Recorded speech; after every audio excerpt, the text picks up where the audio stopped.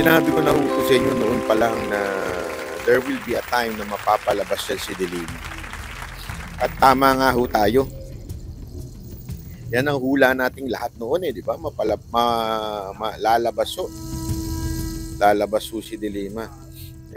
Alam mo na, syempre, ang script ng gobyerno natin, lalong-lalo na to si Remulla, ang script niya, separation of powers. Diba? Yan ang kanilang lagi sinasabi, separation of powers. Pero sabi nga, ganda nung sinabi ni Atty. Topacio, panalo yung sinabi niya, kung hindi pinabayaan yung mga witness na nag-recant. Kasi tandaan ninyo, maraming dahilan kung bakit nagre-recant ang isang witness. Diba? Lalo na nga sa Pilipinas, nagkakaroon tayo ng panawagan na dapat mas matindi ang ipataw ng parusa sa mga nagre-recant na witness. Ang isa sa mga dahilan mo na nagre-recant ang isang witness is hindi ho sila nakakakuha ng suporta. Diba? Hindi ho sila nakakakuha ng suporta sa gobyerno, hindi ho sila binibigyan ng sapat na proteksyon. At syempre, hindi mo masisisi. Hindi mo sila masisisi kung sila po ay ayaw na mag-testify para ho sa gobyerno. Kasi kawawa nga naman ho sila, di ba? Ito na nga ho nangyari, mukhang pinabayaan na, di ba? Dahil sabi nga ni Atty. Topacio, dahil doon sa recantation na nangyari, humina ho yung kaso ni Delima. Kaya ho napalaya o napagbigyan na mag-bail ho si Delima. Although may isa pang case, kaya lang sinasabi nga dun sa mga nababasa nating mga opinion, mukhang mahina na ho yung kaso. So asahan na ho natin na sunod-sunod na ho ang paglaya. Gusto sabihin, susunod na talaga yung total acquittal ho ni Delima. So, yun ang talagang magiging senaryo ho nito. Napaka-obvious na. Okay? Alam nyo, I think, and this is just my opinion, I hope I'm wrong. I really hope I'm wrong. This freedom of Delima, since I am in the United States of Jamaica, the freedom of Delima, I think, is part of the plan of this administration to unite the yellow, the pink lawan, so that in the coming election, the Marcos administration and loyalists will be united with the pink and the yellow. Kasi alam pinakamatindi yan. Alam nilang mabigat ang Duterte. Sorry my English is few, not so much, and not unlimited. Feeling ko kasi alam nilang pag kinalaban nila ang mga Duterte, naturalmente, hihina ho ang kanilang puwersa at magkakaroon ho ng mahahati. Yung tinatawag nilang 21 million, mahahati yan, panigurado. At alam naman nila yun, sigurado ko, na mas malakas si Sara Duterte kesa sa kanila.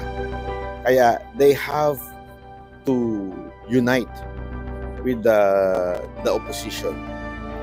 Don't ever forget, wala na ho ang opposition, wala na ho silang maipambabato.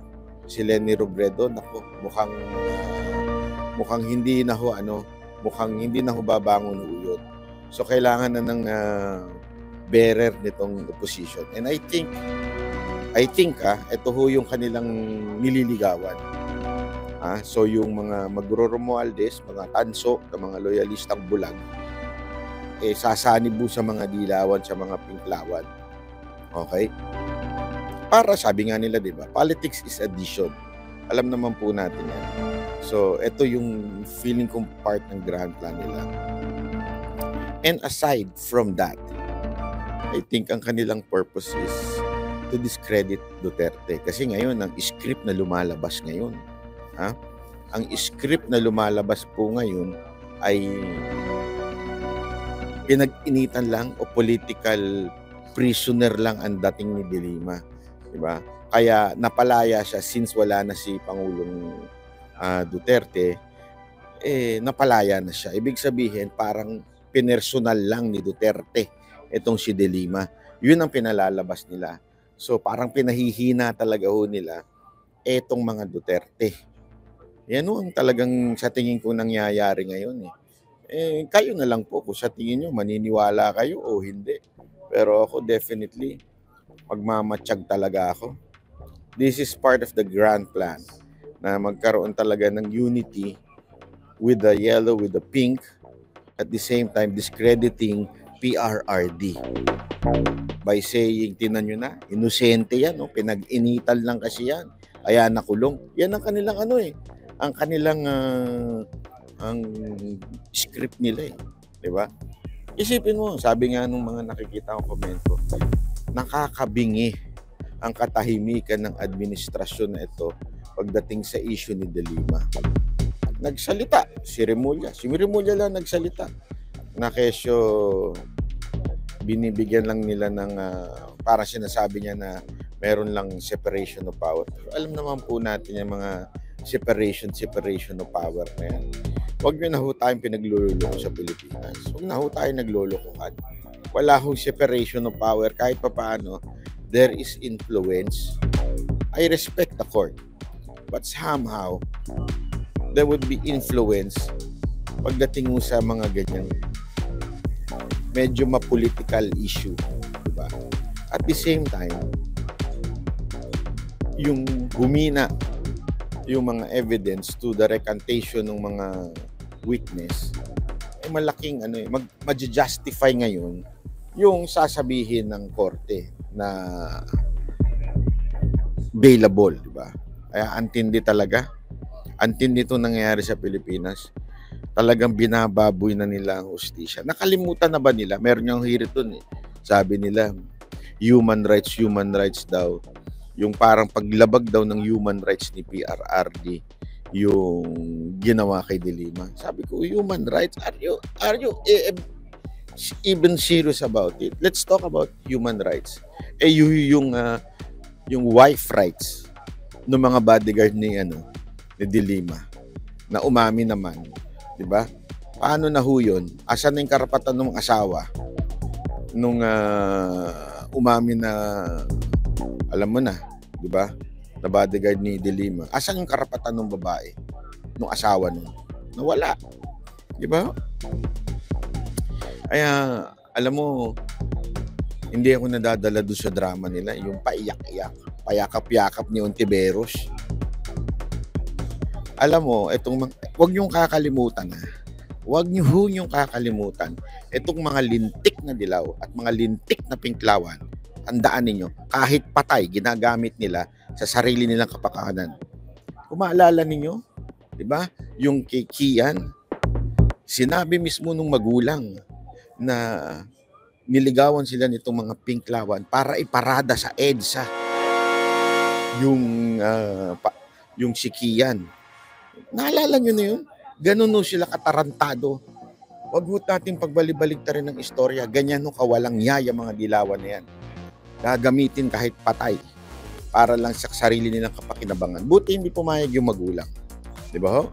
Buti hindi pumayag ang magulang. Ganun no sila kawalang niya. So yung drama nila ngayon sa paglaya ni De Lima, payakap-yakap ni Ontiveros, that's freaking, bull.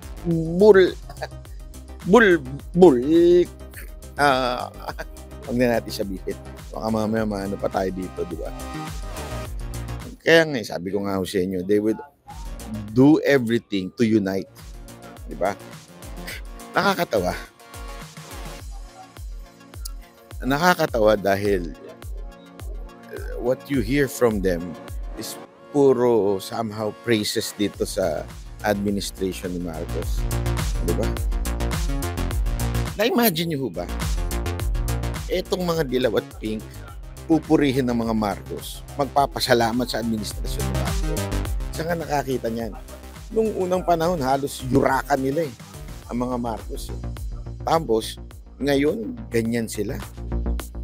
There's something, sabi ko nga sa itong mga dilaw, mga pink, hindi prinsipyo pinaglalaban ito. It's more on political issues. Diba? So, anuhin ho nila yan, lulunukin ho nila. kahit na mapait, lulunukin ho nila dahil para makabalik sa kapangyarihan.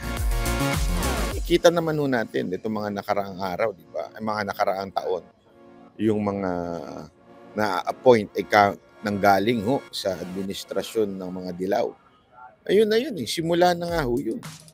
Tapos ito naman ngayon, kitang-kita natin, yung mga talagang kalaban, pinalalakas nila. Actually, may nagsabi nga sa akin na parang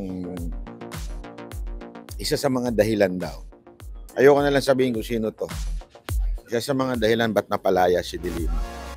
Kasi they need force sa Senate. Tandaan ninyo, ganito lang yan ha. Until Sara Duterte is there as a vice president, there will always be a threat on this government.